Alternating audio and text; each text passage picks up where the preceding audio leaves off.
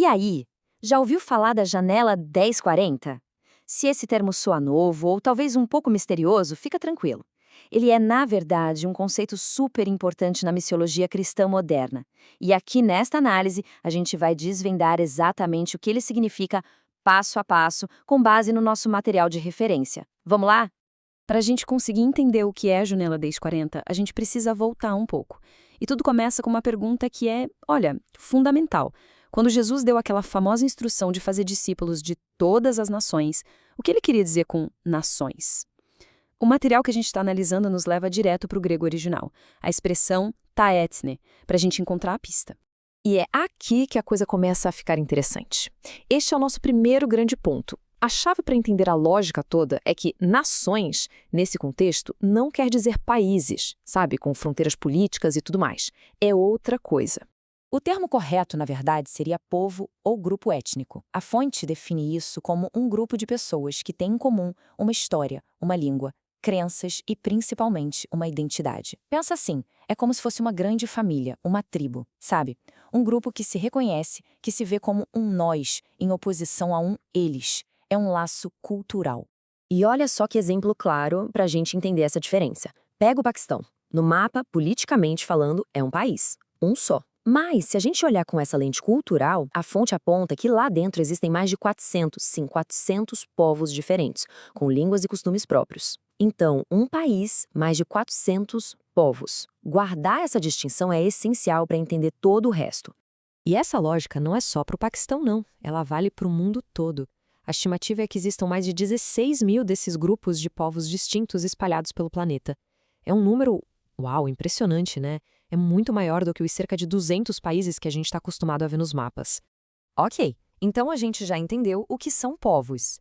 Agora, a fonte adiciona mais uma camada, uma nova classificação, para a gente ter o quadro completo.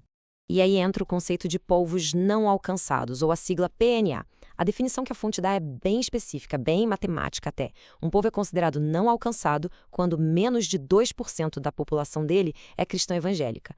Mas, por que 2%? Qual a mágica desse número? A lógica por trás, segundo o material, é que com uma base menor que 2%, a comunidade cristã local simplesmente não teria massa crítica, sabe? Seria pequena demais para conseguir evangelizar o resto do seu próprio povo sem uma ajuda de fora.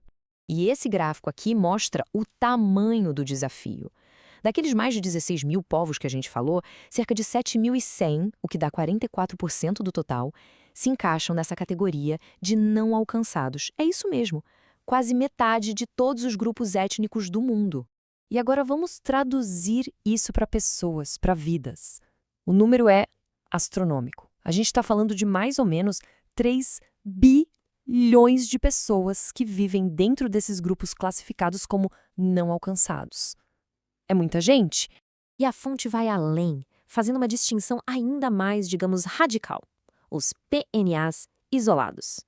Esse termo é usado para descrever grupos onde simplesmente não há nada. Nenhuma igreja, nenhum cristão conhecido e nenhum trabalho missionário focado neles acontecendo agora. É o isolamento total. E o número aqui é bem sério. Daqueles 7.100 povos não alcançados, mais de 3.000 são considerados isolados por esse critério. Ou seja, quase metade dos não alcançados está, na prática, completamente fora do radar. Isso mostra uma parte bem significativa do desafio que a fonte apresenta. Beleza, a gente já definiu o quem. Agora a pergunta óbvia é, onde eles estão? E é aqui que a gente finalmente chega no coração da nossa análise. A resposta, de acordo com o material que estamos vendo, é a janela 10/40. Como o nome já sugere, é um termo geográfico. É aquela faixa do globo que fica entre as latitudes 10 e 40 graus ao norte do Equador.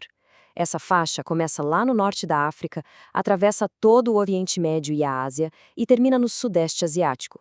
E o dado mais impressionante que a fonte traz é que 95% de todos os povos não alcançados do mundo vivem dentro dessa janela. E o que a gente encontra dentro dessa janela? Bom, a fonte identifica os principais blocos culturais e religiosos do mundo.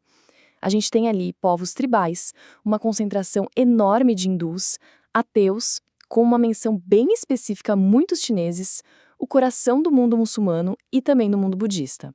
Basicamente, é a região onde as maiores religiões não cristãs do mundo estão mais concentradas. Bom, com todo esse cenário montado, a gente chega na parte final da nossa análise, que a fonte chama de a tarefa inacabada. Vamos entender qual é a motivação por trás dessa ideia.